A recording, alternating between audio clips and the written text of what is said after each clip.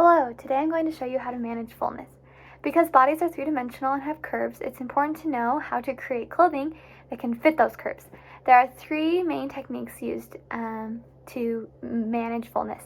These are darts, pleats, and gathers. First, we have gathers. Gathers are very soft and feminine and are commonly used on sleeves and skirts. Here are some examples of clothing with gathers.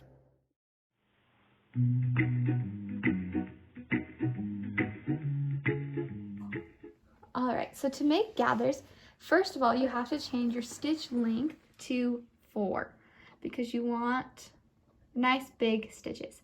And then I've already done the first 2 rows of stitching for you, but you're going to do 3 rows of stitching. You're going to do one at 3/4 of an inch, one at 1/2 inch, and then your final one will be at 1/4 inch. So that's what we're going to do here. Line it up with the 1/4 inch line. And we're just going to make a row of big stitches across the fabric that we want to gather.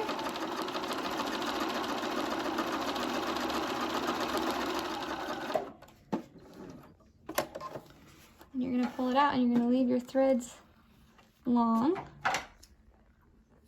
Okay, as you can see, now we have 3 rows of stitches. We're going to pull the top, just the top threads from each row of stitching.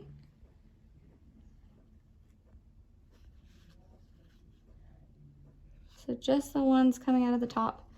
And then you're going to pull them all together. And it's going to gather your fabric.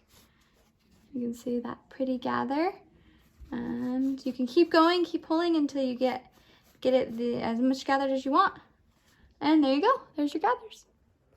Next, we have darts. Darts are triangle folds in fabric that create shape. Darts are typically used on busts, backs, and waists.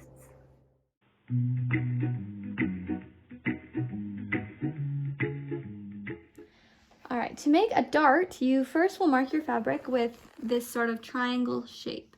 And then you can fold it in half right at the point of the triangle and match up the legs. And you're going to sew right along this diagonal line. So when you start, you have just normal regulation stitching. When you start, you're going to sew a few stitches, and then you're going to back stitch to secure the top in place. And then keep going, follow that line. And then right as you get to the end, you're going to try and blend and just very gently go off the edge of the fabric to make a nice sharp point. You're going to pull it. We don't backstitch at the bottom of a dart because it can be really bulky. And so instead, just to keep the stitching in place, you're going to grab the threads and tie them in a double knot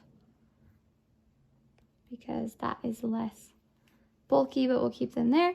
And then you can open it, and as you can see from the outside, we've created some shape. So if this fabric was bigger, you could put this maybe help fit someone's shoulder blade or their waist or different parts of their body.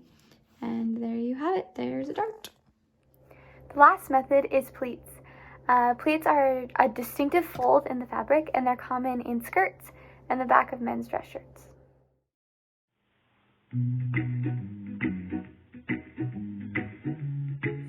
All right, next I'm going to show you pleats. And so as you can kind of see here, there's different lines that are my marks for my pleats. So basically all a pleat is you're going to match up those marks and create a fold.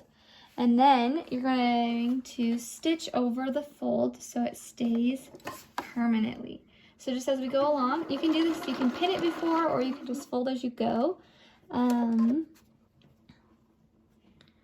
just going to keep folding along those lines and stitching over the top to keep them in place. You can also press them down to make them like a sharper fold, or you can keep them not pressed so it's softer. And as you can see, there are your pleats. Now you know how to manage fullness. Happy sewing.